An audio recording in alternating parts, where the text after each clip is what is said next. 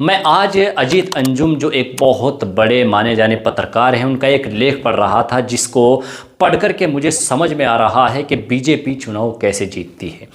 जब मैं अजीत अंजुम जी का वो लेख पढ़ रहा था तो मेरी समझ में आ रहा था कि कहीं ना कहीं अजीत अंजुम जी ने जो लिखा है वो काफ़ी हद तक मायने रखता है। जो तथ्य उन्होंने रखे हैं, जो बात उन्होंने रखी है, मैं आपके साथ वो बातें शेयर करने जा रहा हूं। शायद है कि आपको भी सुनकर के यकीन आ जाएगा और आप सुनकर के हैरान रह जाएंगे कि बीजेपी चुनाव कैसे लड़ती है और कैसे जीतती है। इल्ज़ामात की दुनिया एक तरफ है, बीजेपी के ऊपर, इलेक्शन कमीशन के ऊपर, मशीनों के ऊपर या सिस्टम के ऊपर कहीं ना कहीं जो अपोजिट पार्टी है, जो दूसरी पार्टियाँ हैं, वो इल्ज़ामात लगाती रहती है। वो इल्ज़ामात लगते हैं लेकिन कहाँ तक उनकी सच्चाई है, वो कितने सच हैं, वो अलग मसला है। लेकिन बीजेपी के जो तौर तरीक़े हैं चुनाव जीतने के या चुनाव लड़ने के, जो तरीक़े हैं वो बहुत मायने रखते हैं। शायद आप दंग रह जाएंगे, सोचने पर मजबूर हो जाएंगे। अजीत अंजुम जी लिखते हैं अपने लेख में, उनके साथ जो बातें पेश आई है, जो उन्होंने देखा है, जो उन्होंने महसूस किया है, उन्होंने वो बातें अपनी लिखी थी और वही लेख मुझे इतना पसंद आया, इतना आया,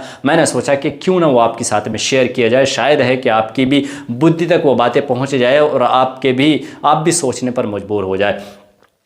तो उन्होंने लिखा है कि बीजेपी चुनाव कैसे लड़ती है। पॉइंट नंबर 1 है, फैक्ट 1 है, यानी उनका तरीका। पहला तरीका यह है, अजीत अंजुम की जी कहते हैं कि 25 अक्टूबर को बक्सर के एक होटल में मैं अपनी टीम के साथ डिनर कर रहा था। दूसरी टेबल पर बीजेपी के फटका डाले हुए कुछ नेता टाइप के लोग बैठे हुए थे। उनमें से एक सज्जन बार बार मेरी तरफ देख रहे थे। अजीत अंजुम जी कह रहे हैं मेरी तरफ देख रहे थे, मैं भी उन्हें पहचानने की कोशिश कर रहा था।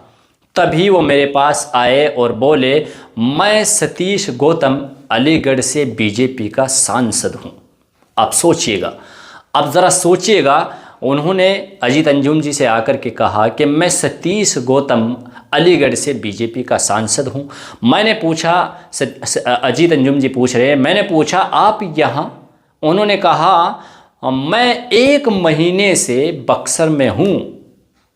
एक सांसद है बीजेपी के अलीगढ़ से, वो 1 महीने से बक्सर में हूं, इस बार हम बक्सर जीतेंगे। तो अजीत अंजुम जी कह रहे हैं मैं सोचने लगा कि बीजेपी कैसे चुनाव लड़ती है। इसका नमूना ये है कि एक सांसद 1 महीने से बक्सर में डेरा डाले हुए हैं और वो चुनाव की तैयारी कर रहे हैं। किस हद तक वो लोगों को समझा रहे होंगे, कितनी वो तैयारी कर रहे होंगे, आप इस बात से अंदाज़ा लगा सकते हैं कि अलीगढ़ का एक सांसद कई लोगों के साथ बक्सर में कैंप करके बैठा है। जाहिर है और भी बहुत से लोग होंगे, खाली अकेली सांसद वो तो नहीं होंगे। बक्सर आखिर जीत ही गई बीजेपी। जी हाँ, ये पहली मिसाल थी और पहला तरीका था। अब ज़रा सोचिए आगे, अजीत अंजुम जी लिखते हैं कि तरीका नंबर 2, अगले दिन अजीत अंजुम जी वहाँ से आरा होते हुए पटना लौट रहे थे तो सड़क के किनारे झुग्गी बस्तियों में कुछ लोग बीजेपी के पर्चे बांटते हुए उनको दिखाई दिए। तभी अजीत अंजुम जी कहते हैं कि तभी मेरी नज़र यूपी बीजेपी के पूर्व अध्यक्ष और योगी सरकार के कैबिनेट मंत्री स्वतंत्र देव सिंह पर उनकी नज़र पड़ी। तो वो कहते हैं मैंने थोड़ा आगे जाकर गाड़ी रोकी और पलटकर देखा गया कि वाकई स्वतंत्र देव सिंह ही है या कोई और है। पता चला कि स्वतंत्र देव कुछ लोगों के साथ सड़क किनारे दुकानदारों और बस्ती वालों से बात करते चल रहे थे। ज़रा सोचिए, यूपी का एक बड़ा नेता सड़क के किनारे कुछ कार्यकर्ताओं के साथ धूल फांडता हुआ प्रचार कर रहा था। कोई कैमरा नहीं, कोई पब्लिसिटी नहीं, कोई रील नहीं।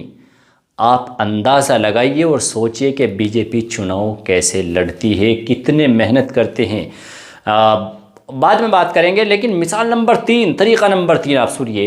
अजीत अंजुम जी लिखते हैं कि पहले दौर के चुनाव के बाद मैं किशनगंज के दफ्तरी पैलेस होटल के बाहर गाड़ी से सामान निकाल रहा था। तभी एक सज्जन आकर मिले। सूरत के कारोबारी के रूप में अपना उन्होंने परिचय दिया और कहा कि मैं कुछ दिनों तक तेघरा में तैनात था। वहाँ हम लोगों ने रजनीश कुमार की जीत के लिए दिन रात काम किया है। गुजराती सज्जन ने पूरा हिसाब किताब समझाया कि कैसे रजनीश कुमार को 1,10,000 से ज़्यादा वोट मिलेंगे। ज़रा आप गौर करिएगा, अजीत अंजुम जी से कह रहे हैं सूरती सज्जन कि रजनीश कुमार को 1,10,000 से ज़्यादा वोट मिलेंगे और काफ़ी मार्जिन से जीतेंगे। उन्होंने अपना नंबर दिया और दावा किया कि नतीजों के दिन आप चाहे तो फ़ोन कर लीजिएगा अजीत अंजुम जी से। अभी अजीत अंजुम जी लिखते हैं कि देख रहा हूं कि रजनीश कुमार 1,12,000 वोट पाकर 35,000 वोट से जीत गए हैं। सीपीआई के मौजूदा विधायक चुनाव हार गए हैं। अब आप ज़रा सोचिए, अंदाज़ा लगाइए। उन्होंने कहा कि अब हम किशनगंज ज़िले में काम करने आ गए हैं। उन्होंने बड़े उत्साह के साथ ये भी बताया कि कैसे गुजरात के बहुत से लोग अलग अलग इलाकों में आकर महीने भर से डटे हुए हैं। ऐसे न जाने कितने लोग बीजेपी के लिए महीने 2 महीने से बिहार में काम कर रहे होंगे। आप ज़रा गौर फिक्र करिए, आप ज़रा सोचिए, अंदाज़ा लगाइए बीजेपी चुनाव कैसे जीती है, कितनी मेहनत कर रहे हैं मंत्री और कई दर्जन मंत्री और कितने लोग बीजेपी के वहाँ पर महीने 2 महीने से बिहार में काम कर रहे थे। दर्जन भर मुख्यमंत्री, दर्जनों कैबिनेट मंत्री, 200 से ज़्यादा सांसद और अलग अलग राज्यों से आए हजारों लोग बिहार में डटे हुए थे। बिहार में एनडीए की जीत की व्याख्या करते वक्त इसे भी समझना होगा कि बीजेपी चुनाव लड़ती कैसे है। इल्ज़ामात की दुनिया एक तरफ है, लेकिन जो तौर तरीक़े हैं, जो काम करने के तरीक़े हैं और चुनाव कैसे लड़ा जाता है, ये 3 पॉइंट और 3 तरीक़े मैंने आपके सामने, जो कि अजीत अंजुम जी ने आज अपने लेख में लिखा है, बहुत ज़्यादा पसंद आए और कहीं ना कहीं गौर करने की बात है। इल्ज़ामात की दुनिया से हट कर के गौर करने की बात है कि चुनाव में इतनी मेहनत भी की जाती है। और आप दूसरी तरफ देखिए कि जो महागठबंधन के जितनी भी पार्टियां थी महागठबंधन में, क्या उनकी तरफ से, चाहे वो तेजस्वी की हो या एमआईएम की हो, चाहे वो राहुल गांधी की कांग्रेस हो, कोई भी हो, क्या उनकी तरफ से कोई ऐसे नेता जो ज़मीनी स्तर पे महीने 2-2 महीने से काम कर रहे थे? शायद है कि आपको कोई भी मिले, और कोई मिले तो आप हमें कमेंट करके ज़रूर बताइएगा आपको क्या लगता है इस वीडियो के हवाले से, हमें कमेंट ज़रूर करिएगा। मिलते हैं आने वाली वीडियो में, जब तक के लिए अस्सलाम वालेकुम।